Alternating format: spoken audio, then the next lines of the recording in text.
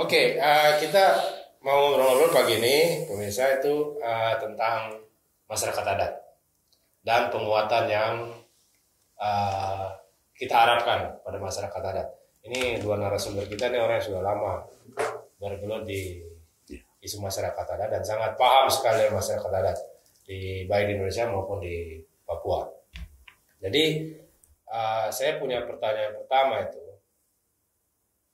Sebenarnya yang dimaksud masyarakat adat itu siapa? Jadi kadang-kadang kan macam orang dari luar saya sendiri ya. Ibu saya orang Palembang, bapak saya orang Teluk Ondama. Apakah saya ini masih bisa dibilang masyarakat adat? Saya tinggal di Jayapura gitu. Nah ini kadang-kadang orang bertanya-tanya, ini sebenarnya dimaksud masyarakat adat siapa? Apalagi dalam konteks Papua. Ini kita punya undang-undang otsus, itu jelas tercantum di undang-undang itu masyarakat hukum adat. Nah siapa itu sebenarnya? Mungkin siapa dulu? Bang Adam bisa. Sebenarnya kalau masyarakat adat itu gak terlalu rumit sesungguhnya konsepnya. Jadi kalau saya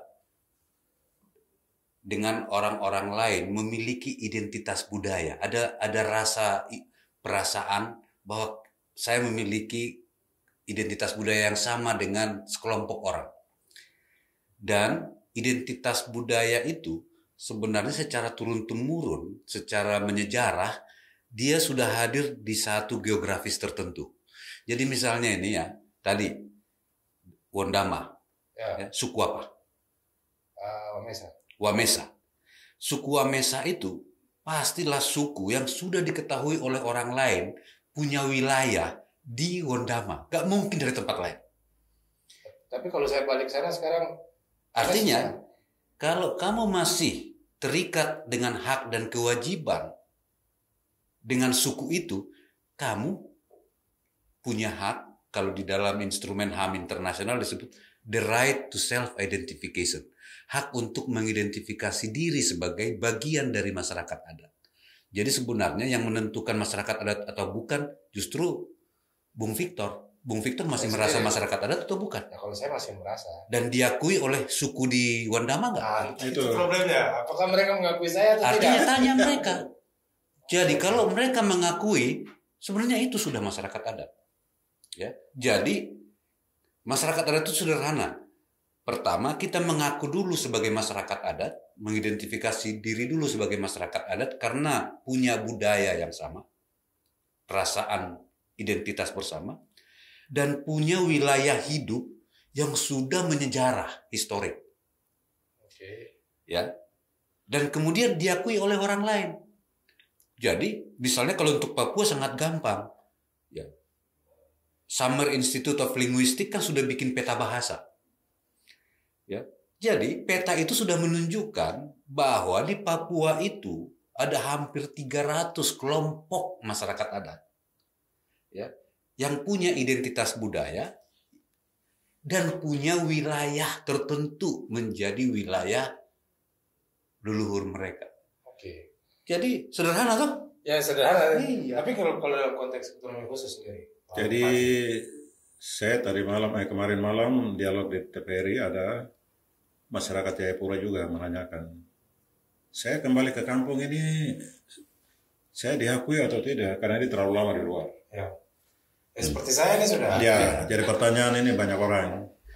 Jadi saya bilang tergantung dari siapa kepala sukumu. Komunikasi dengan dia. Karena kita keluar, kita punya hak masih ada di kampung.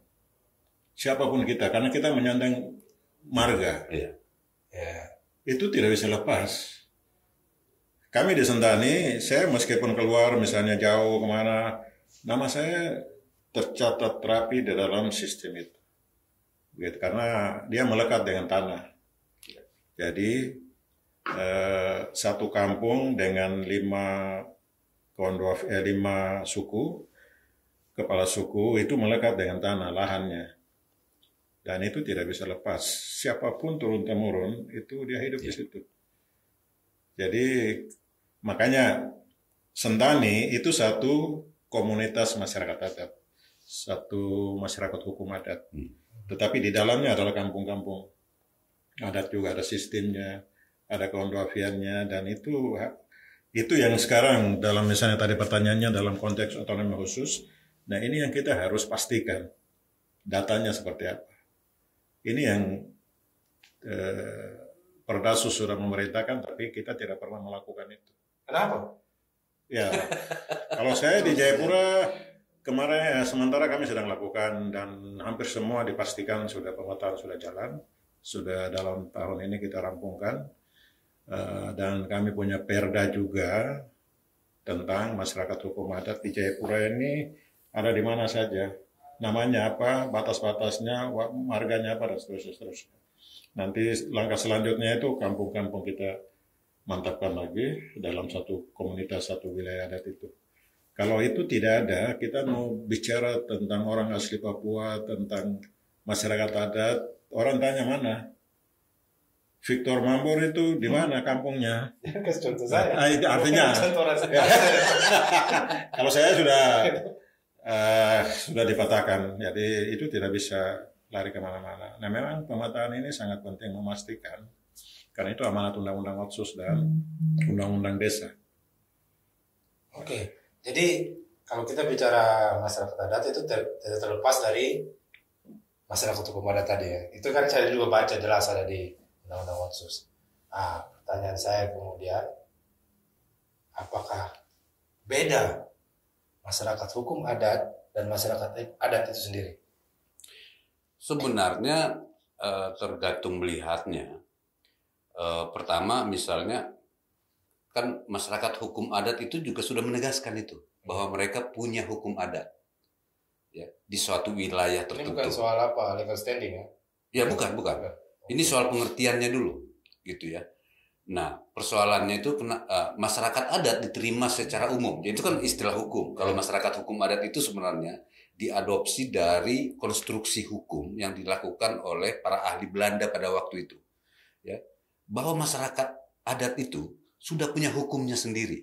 Karena itu di dalam terminologi hukum mereka disebut masyarakat hukum adat.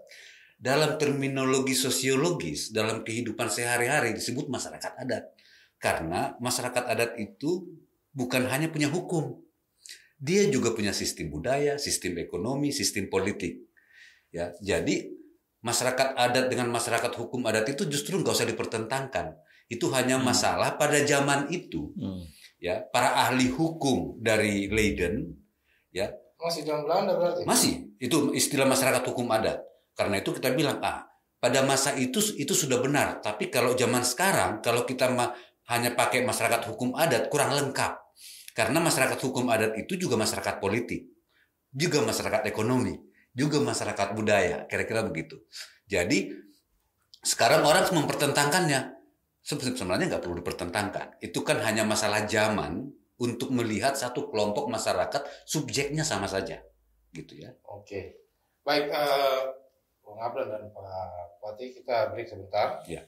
Kita akan kembali lagi di Tok Tok Soso bersama Pak Ablan dan Pak Bupati Jayapura.